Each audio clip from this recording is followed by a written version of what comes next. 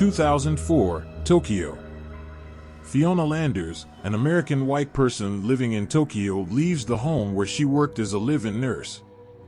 She becomes distressed by what she has seen in the house. Outside, she encounters the ghost of Kayako Seki and her son Toshio. Fiona later returns to her home in Cross Creek, where she lives with her husband Sam and their daughter Melinda. Everything seems fine at first, with Sam and Melinda happily welcoming Fiona back. It is later reported that Fiona killed Melinda, and then Sam, before ultimately committing suicide. Investigating the case are detectives Goodman and Wilson. Wilson enters the house to scope out the crime scene, while Goodman is too spooked to enter. Later on, Wilson feels unsettled, and he becomes disturbed and hysterical when he sees what appears to be Fiona's bloody ghost.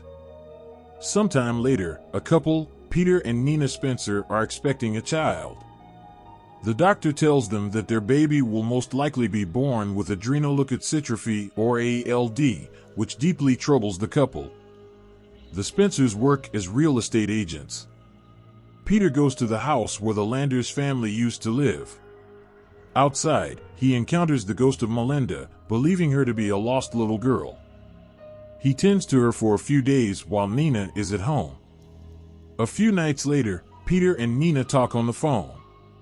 She expresses her concerns over having this baby, saying she never wanted to be a mother but that she has grown to care for her own baby. Afterward, Peter goes looking for Melinda. He finds the bathtub filled with blood, and he is grabbed by Melinda's hands. Later, Nina goes by to check on Peter, only to find him possessed and holding a knife. He lunges at Nina and kills her and their baby before he is later found drowned in the bathtub. A year later, an older couple, Faith and William Matheson, have moved into the old Landers house. Faith has become disturbed and appears to be communicating with Melinda's ghost. William calls upon a psychologist, Lorna Moody, Jackie Weaver, for help. As Faith's condition continues to deteriorate, Lorna suggests to William that they leave the house. William says that the house connects and binds all that live there, before and after them.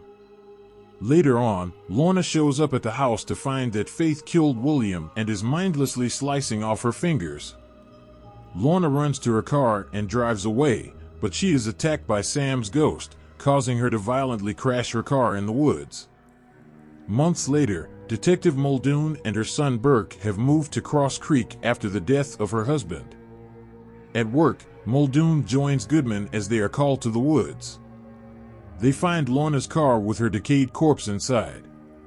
Muldoon learns of Lorna's connection to the Mathesons and goes to their home, where she finds Faith scratched up and bleeding while William's rotted cadaver sits in his chair.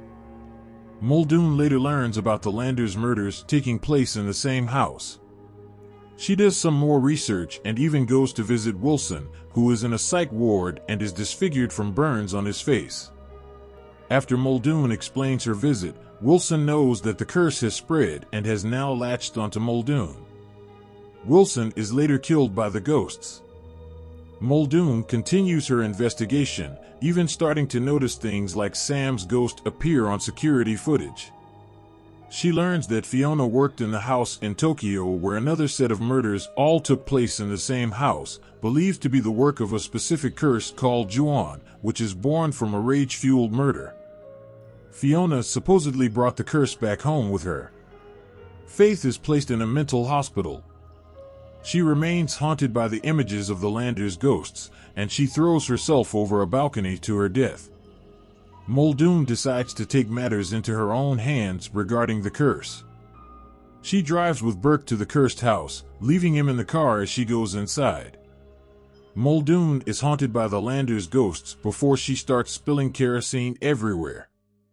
Before she ignites the fuel, a vision of Burke appears to her, seemingly innocent and scared. Muldoon knows it's Melinda's ghost playing a trick on her, so she sets the house on fire to try and destroy the curse. She runs back outside to embrace Burke. A while later, things seem to be normal again. Muldoon is getting ready for work, and Burke is getting ready for school. As Muldoon appears to hug her son, the real Burke appears from behind and bids his mom goodbye. She comes face to face with Melinda's ghost, while Fiona drags Muldoon off to a grisly fate. The end.